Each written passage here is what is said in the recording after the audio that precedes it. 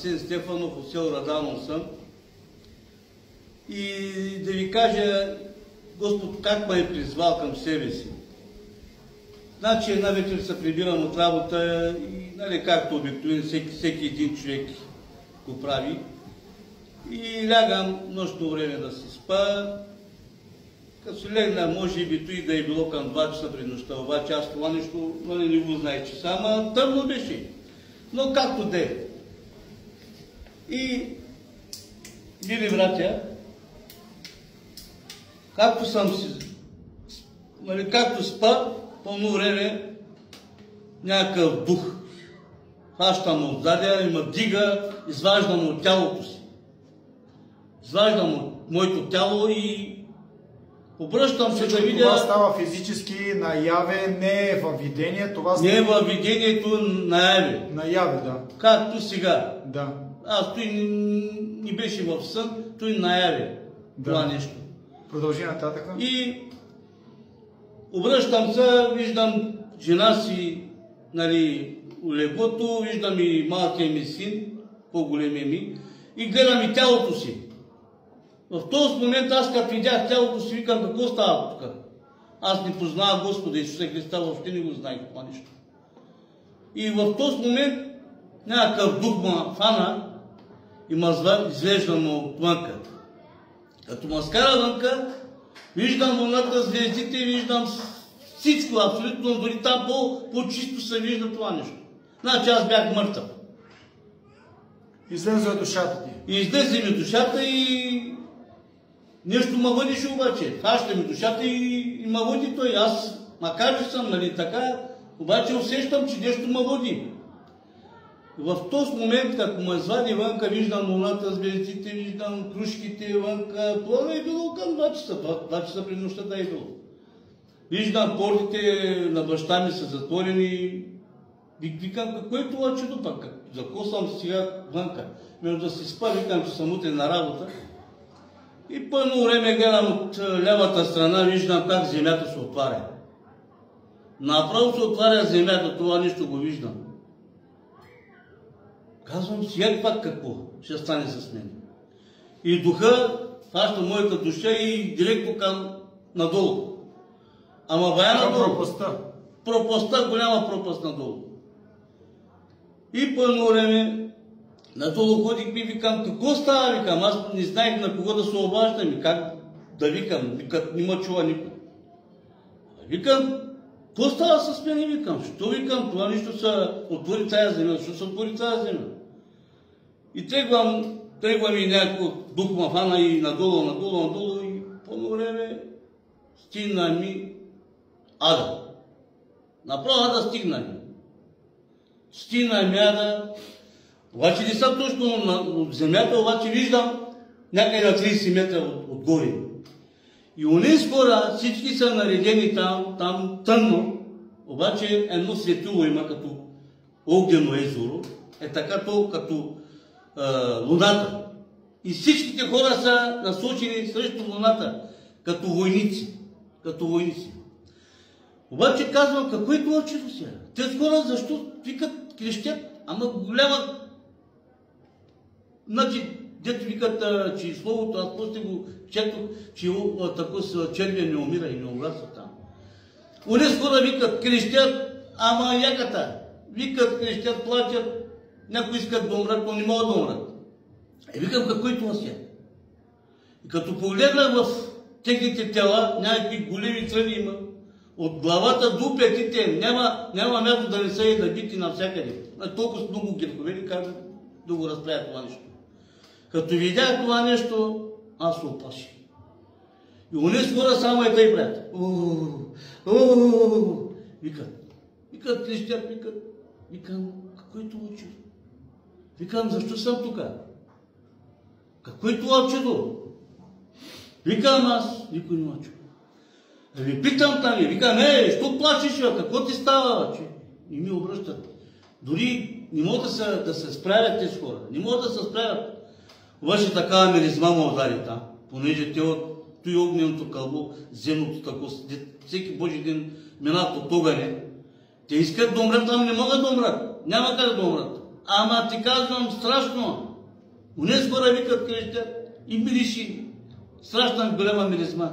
Не съм видял там един човек да каже, айдела с мене, дай да идем на тази кръчма, дай да отидем насам, натам. Няма таки работи там си на вечни мъки. И това нещо, като видях, аз се оплаших. Викам, кай. Викам, какво е той чудо, аз викам, не знам. И само чувам някакъв глас. Служи. Аз съм Исус Христос. Аз съм Исус Христос, който трябва да служиш на мене. Защото твоето място беше е тук. Кой си ти каза, Господи? Кой си ти, Господи? Аз съм Исус. Ето и пострадал за тебе. Има хора, казах, те ще ти ще чуеш от тях за мен. Ти тогава мюсюлманин ли си бил или си бил вярващ? Не вярваш. Не християни. Аз не вярвах, че. Да. И в този момент хвана духа и на нагоре виждам, как да пущам хората, обаче се обръщам на надолу, виждам унес и се отдалечавам от тях. Виждам как унес хората трепедат, викат, крещят. И като ме звали духа вънка, и виждам сега как земята зад мен как се затваря. Направо вече съм на земята стъпвам. Да. Той наяве, няма сън. Той наяве, няма някакъв сън. Аз така го знам. Не е видение в реално време. Направо в реалност. Реално. Той в реалност. Няма такова нещо. И като стъпах аз на земята и обръщам се в лявата страна, виждам как земята се затваря. Като се затвори земята, веднага се спутих. Едно гадно ми стана, викам, ще повърна. Ще повръщам, викам, защото унес миризма му удари яката у носа. Мъчи се да повръщам, не мога. Ама още не съм в тялото, още съм духов. Още съм реално, разбираш ли ма? Да. Душата още не се върна. Още сам се върнал от тялото. В тялото, да. И викам, чакай да излизам, викам на улицата. Излизам на улицата, виждам къщите, нали, по-тако си виждам там, по-ясно. По-ясно виждам, Да. не както сега. Да. Там по-ясно се вижда всичко. Да. Виждам звездите, виждам къщите на моите комши, виждам, дори и кучета виждам. Да. И кучета как валят по такос. Да. Нямаше хора. Викам, как ще се прибирам сега аз? Как ще вляза вътре? Как викам? Аз съм мъртъв, викам. Край, викам, аз съм мъртъв. Как да влизам вътре? Викам, ще вляза. Обаче за доказателство, викам, няма да затварям портата. Ще оставя отворена портата. И влизам аз, гледам тялото си не мърда. Няма дишане, няма нищо. И викам на жената, викам, жена ми, чуваш ли, мама? Ставай там, какво става, викам, аз умрях, какво става с мен? Бутам аз, то ръката ми пресняя мина. Викам, какво е то чудо? Викам, детето си, викам, гледай, какво е то чудо, викам, с мене, тялото си виждам, няма да мърдам, няма да дишам, няма нищо. Сега викам, кой ще стане с мен? Викам, край. Утрешния ден, викам, тялото ми ще го погребат. Край. Той е. И обаче духа като дойде. Изправил е така с лицето към тялото си. С лицето на тялото си. И как е станал брат? Замигна око. Тук! И тялото веднага ми стана, брат, станах веднага пак. Викам, ама исках много вода да пия тогава. Пресехна ми устата. И гадно ми беше. И още гадно ми беше. Много гадно ми беше. И викам на жената, Сани, ставай, ма! Тя каза, остай, ма да спа. И аз тогава се усути, вече съм горе. В тялото си. Тялото си. Край. Отворих си очите. И тялото ми вече силен. Пак силен стана, обаче унес голямата миризма му удари в носа. Гадна миризма, човек. Значи там няма оправение. Няма как да се защото там. Викам жена ми, викам, чакай. Викам, нещо станало с мене. Пак аз бях обичах. Да. Не бях толкова много, а обичах да общувам с приятели. Разбойник бях и такъв. Викам, нещо жена стана с мене. Пак моята майка Тя винаги и вярваща е била.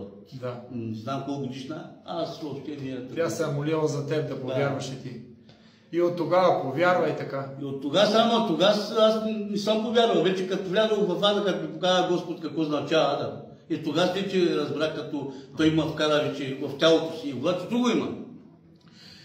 И минава няколко дена, аз падам на легло, не мога да диша.